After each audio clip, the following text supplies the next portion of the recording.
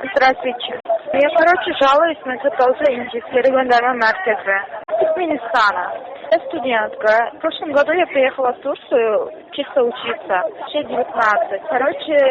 Моя учеба находится в 7 часов от Стамбула. Здесь на каникулах вышла в маркет. У меня чисто паспорта, ничего с собой не было. Меня остановила полиция и спросила. Я говорю, я студентка, только у меня дома с собой нет. Пойдемте домой. Отсюда 2 минуты, я вам покажу. Или проверьте из своего системы, отпечаток или что там такое. Они говорят, нет, такого нет. И просто меня запихнули в машину и принесли сюда. А здесь вообще я 3-я неделя уже. Вообще никто не слушает. Мюдыр, мемуры, все. Я живу здесь одна, я их прошу. Уже 2-я неделя я попросила их депортировать меня. Я уже устала.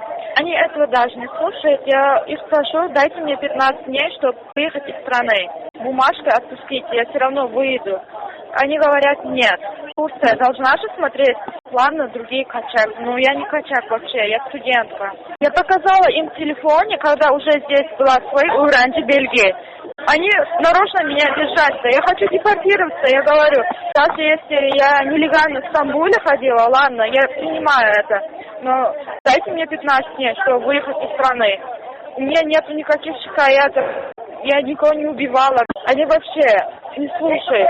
Это я принимаю, что я нелегально. Я не попросила, мой адрес угадать, а меня поймали в Стамбуле. Все равно, мое хоть имя можете говорить мне, все. Просто я хочу, чтобы меня депортировали. Еще есть один минус. Я говорю, у меня в квартире никого нет, я одна живу. А ключи с собой. И принести мне паспорт и вещи, чтобы меня депортировать отсюда, у меня попросить некого. Я им говорю, пойдемте вместе со мной, потому что они должны чисто давать срок, чтобы выехать из страны. Потому что я невинна, да? Нет, они не слушают. В прошлый раз я попросила Мидура, дайте мне такой срок. Он сказал, Туркмен, при всех, Туркмен, я тебя в Эрзурум отправлю. Он еще угрожал мне. За что? В Эрзурум. Там ты будешь, да? Сидеть вечно, 6 месяцев, потом ты узнаешь. За что? Знаешь, что я нелегально ходила в Стамбуле? Ну ладно. Я не говорю, отпустите меня сорвать или так. Я прошу просто 15 дней, чтобы выехать из страны. Но они же должны понимать, что просто так без ничего депортировать нельзя. А просто так держать. Да, чтобы собрать вещи и выехать из страны. Я больше в жизни в Турцию не приеду, Я настолько здесь разочаровалась. Убивают людей, бьют.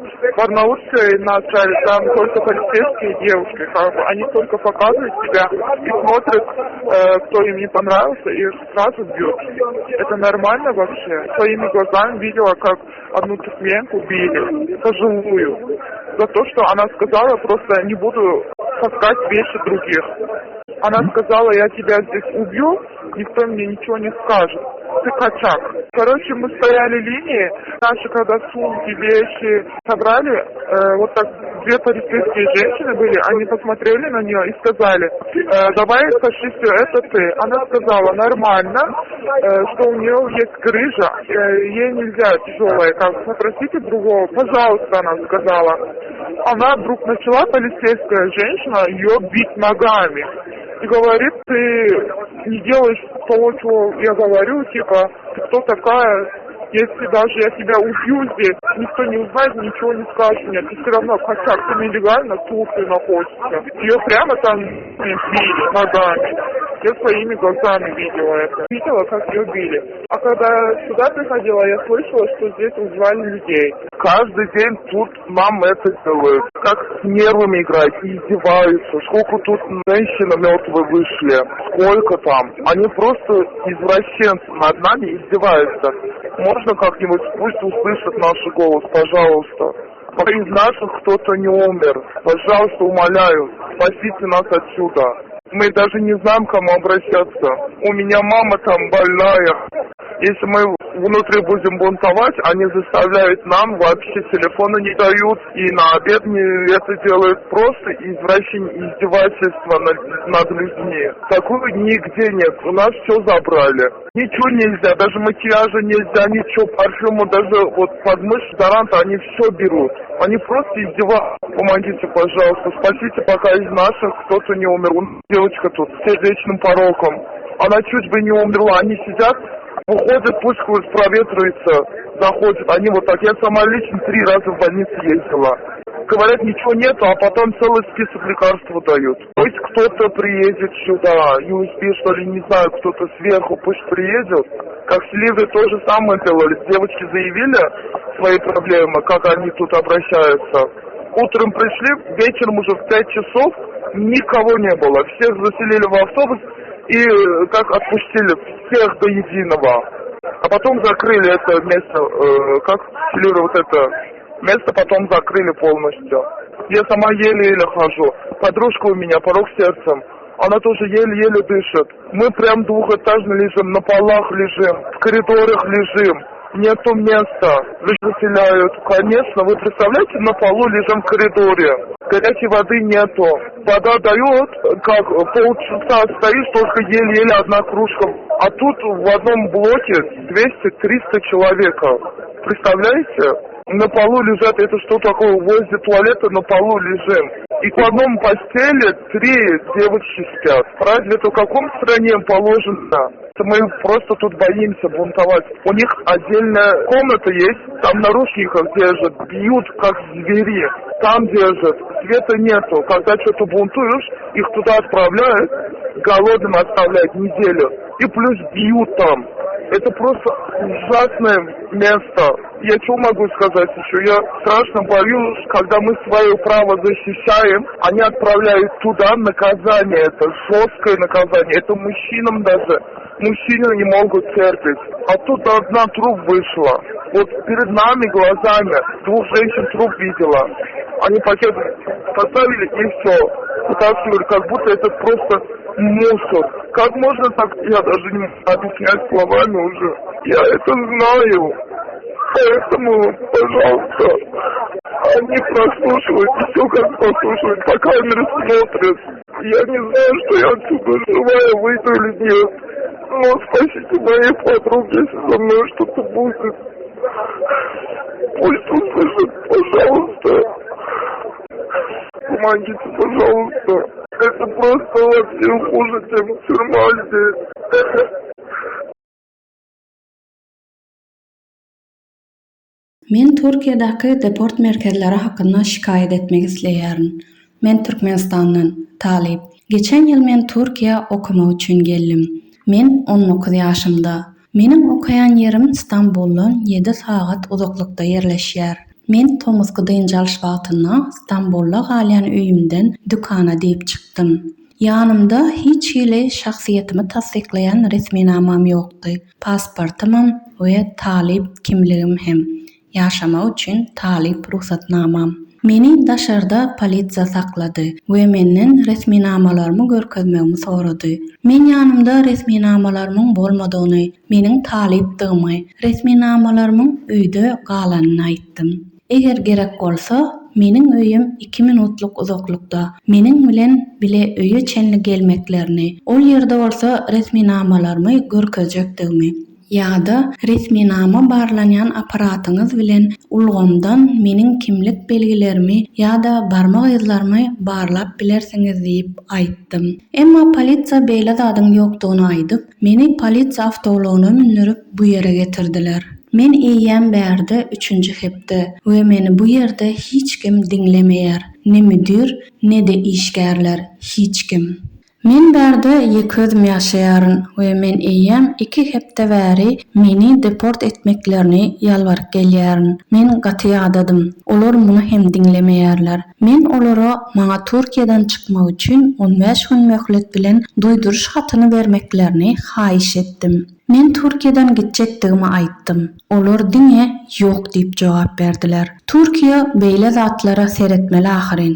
Bolýa, beýlekler gaçgak, bir kanun. Emma men gaçgak däl ahyryň. Men talip. Meni bu ýere getirenlerine men olara el telefonumdan talip şahatnamany, öwrenji belgesini görkezdim. Olar bileşleyin meni bu ýerde sakladylar. Men deport bolmak isleýärin. Men günämi bilýän. Men bir kanun İstanbul'a gezdim. Men bu ýerde bolmaly dälim. Maňa 15 gün möhlet berin. Men ýurtdan çykyp gitjek diýdim. Men hakynda hiç ýeli şikaýet ýok. Men jenaýet işlemedim. Olar bolsa meni hiç ýeli dinlemeýärler.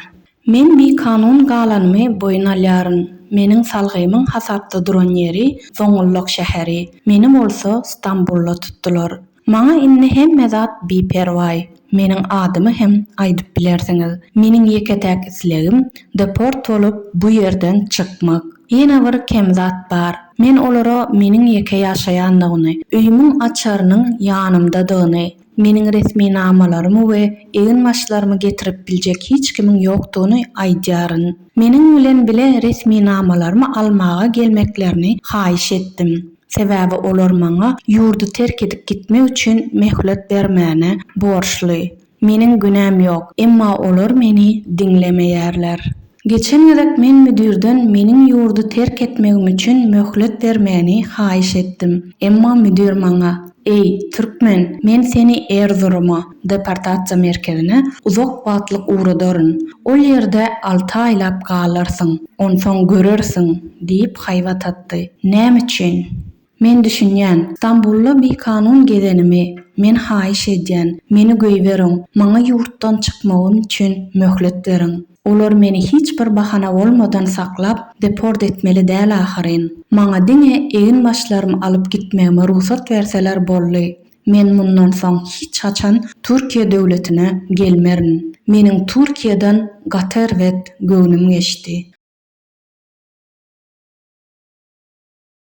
Bu ýerde adamlary öldürýärler, urýarlar. Arnavut deportasiýa merkezine bir gün polisiýa deranlar bizi köçede sakladylar we özlerini görkezdiler. Bize seredýärler. Eger birimizi halamayan bolsalar, urýardylar. Bu asla adata zat däl. Bir türkmen aýalynyň ýenjilenligini öz gözlerim bilen gördüm. Garry aýal. Biz bir hatarda durduk. Ýanymyzda goşlarymyz bardy. Goşlarymyzy ýygnanmaga başlananda iki polisiýa denany ol aýala goşlaryň hemmesini götermegini aýtdylar.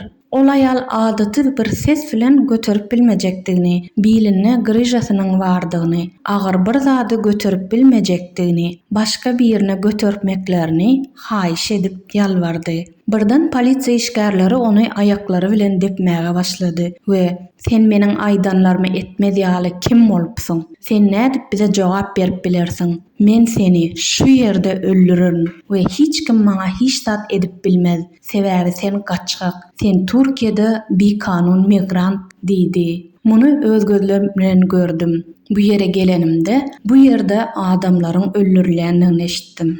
Bu ýerde her gün biziň sabrymyz bilen oýnaýarlar we kemsidýärler. Bu ýerde näçe aýal ölü çykdy. Deportasiýa merkeziniň işgärleri şeýle bir bozuklar üstümizden ölýärler. Gaýrat edip bize kömek edin. Biziň sesimizi eşidin. Ýalvarýarys. Biziňkleriň biri ölmänke bize kömek edin. Biz kimi ýüz tutjagymyzy hem bilmeýäris. Meniň aňarda ejem agyr ýarawsyz. Eger biz içerde gozgalan etsek, bize jan etmegi hem gadagan edýärler. Olar bizi günortanlyk naharyndan mahrum edýärler. Diňe adamlary maskaralaýarlar. Şeýle zatlar dünýäniň hiç ýerine ýok. Olar biziň hemme zadymyzy aldylar. Hemme zat gadagan, telefonlarymyzy, gigiyena üçin gerekli zatlary, hatta goltuk astyna sepilýän dizdarantlarymyzy hem bize kömek edin.